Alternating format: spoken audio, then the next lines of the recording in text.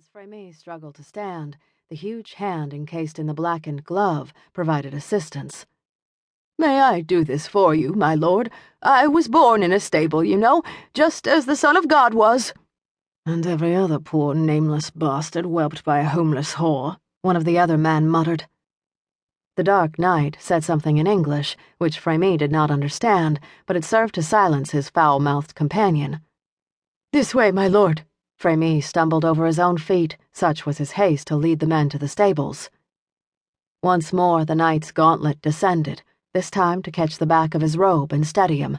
A fold of his cloak fell away from a snowy white tunic, upon which the Passion Cross blazed in all its scarlet glory. "Saint Ambrose protect us! You are God's warriors!" Frémy, who had only heard stories of the Knights Templar, thought his eyes might pop out of their sockets. "Why did you not say, my lord? I shall summon the abbot at once."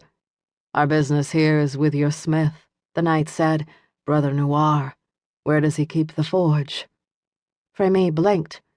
"We have no forge of our own, and Brother Noir is not a smith. He works the stone." "Indeed." The knight sounded exasperated. "Where is he to be found hammering rocks, then?" "Our brother has given himself over to God, my lord," the monk said. "He retreated to the crypts during harvest so that he might devote himself to prayer." "All the rats," the foul-mouthed knight swore again. "Richard, he will refuse us." The Dark Knight eyed his companion, who ducked his head. "Have faith, Hugh. I believe our brother may be persuaded to once more take up his hammer." Frémy helped the knight see to their mounts before leading them across the bailey to the old chapel. "There are other ways to reach the crypts, my lord," he told the Dark Knight, "but this passage leads directly to the tombs. That is where Brother Noir has sought solace." "You will show us the way," the knight urged. Frémy took them to the door hidden in the panels behind the altar and led them along the twisting steps, brushing aside cobwebs as he went. The air grew cool against his sweat-glazed cheeks, while puddles of water dragged at the rough hem of his robe and chilled his sandaled feet. Another faint light met that of the monk's torch and guided him the rest of the way to the penitent's cell. The abbot had forbidden all contact with Brother Noir, promising severe punishment to whoever dared defy him. At the wooden door to the cell, Frémy hesitated, not wishing to defy the rule of order, but the Dark Knight brushed past him. Inside the room sat Brother Noir, his head completely shaved, his body shockingly naked, but for a length of threadbare rag wound about his loins. In one hand he held the Agpeya, the book of prayers for each of the canonical hours. His other hand gripped a gleaming dagger of reddish metal. The other knights filed in behind the dark man, taking up positions around him.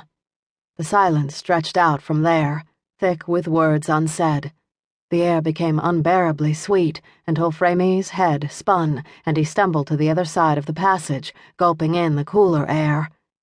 "Have you no greeting for your lord, Christophe?" the Dark Knight asked. The bald head lifted, and dull gray eyes regarded each man's face before settling on that of the Dark Knight. "No more do I trifle with scum such as you and yours, Tremaine. Begone with you." One of the other knights surged forward, but the clout he intended to give never landed. The dagger in Brother Noir's hand pierced the knight's wrist, driving him backward until the blade buried itself in and pinned his hand to the stone wall. Horrified, Frémy shuffled backward and covered the scream that wanted to burst from his mouth. Despite the vicious injury his dagger had inflicted, Brother Noir himself had not moved a muscle. "As I recall," Tremaine said, "when you left England, you vowed never to ply your gift again. I had hopes for your son, but his talents have proven to be quite the opposite of yours." "Did that bitch send you?" Brother Noir slowly rose to his feet. Surely the tallest man Frémy had ever seen, the reclusive brother stood a head above the other knights. "Is that what you do here?" Before Tremaine could answer, he spit on the floor. "That is all I have for her and her little bastard." "Pity. The boy is the image of you, Chris." The Dark Knight seemed unmoved. "A crime for which Blanche has punished him all his life. But no, that is not why I have disturbed your prayers." At that, Brother Noir seemed to shrivel, his shoulders drooping, his chin dropping until it touched